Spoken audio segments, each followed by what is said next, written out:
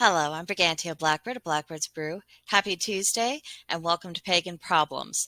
Today's video is mostly for my fellow witches to contemplate, and as always, the hope is that this will spark further conversation. But I do think that the underlying principle involved is going to be applicable in other circumstances to other spiritual practices, so take of it what you can. So the principle I'm concerned with is that talent alone isn't enough. If we had a child and that child began to play piano by ear, but never went on to make an in-depth study, would that child be likely to play Rachmaninoff in Carnegie Hall as an adult? If a child did well in science class, but was never encouraged to nurture that interest and didn't do their homework, would the child be likely to end up in a STEM field for their profession?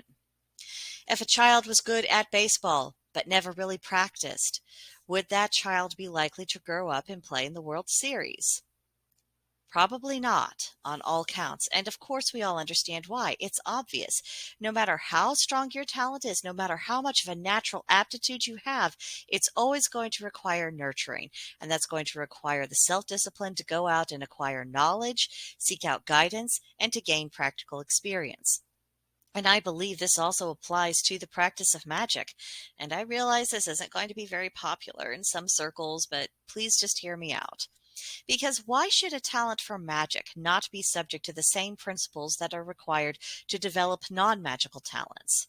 I mean, at the beginning, our instincts can take us up to a certain point, and I don't want to devalue our intuition's ability to steer us in the right direction. But there is an end to that road when our intuition is the only tool in our box.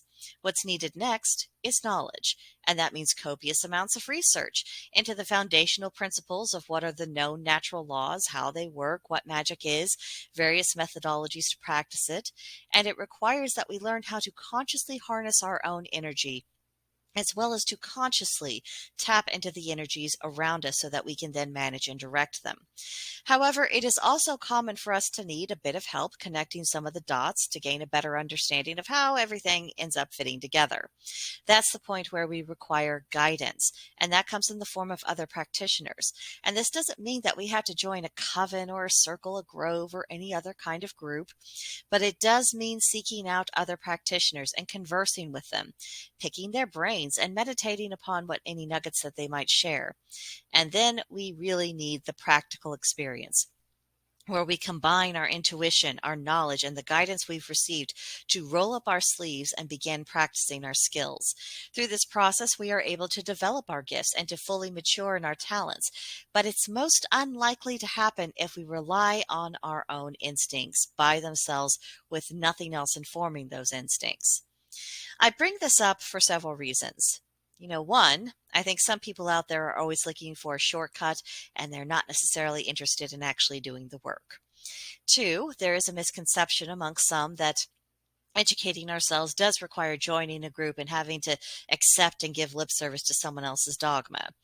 And three, some may like the idea of the craft but lack the ability to practice, and they're not wanting to face that about themselves. And so because they never challenge themselves to really try, they never confront their own limitations, and they never have to discover that this aesthetic, essentially, that they've adopted isn't actually the spiritual path that they were meant for.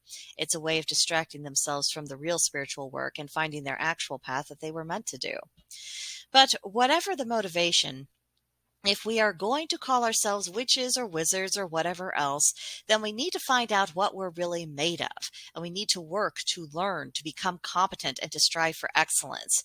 After all, why would it be okay for us to just let ourselves down and not make something of our potential? Why should we be satisfied with only a shadow of what nature intended for us to be? And why should we settle and never truly know what we can do? It's something to think about, as is the reminder that witchcraft, magic, it is something that we do, not something we merely possess, not just something we dream about. So I look forward to hearing your own thoughts and impressions about this. Please don't be shy. Let me know in the comments section or come see me on Gilded. There is a link to join us in the description box below, and I really look forward to hearing from you. So come and see us soon. But that'll do it for now, and I will see you next time. Bye.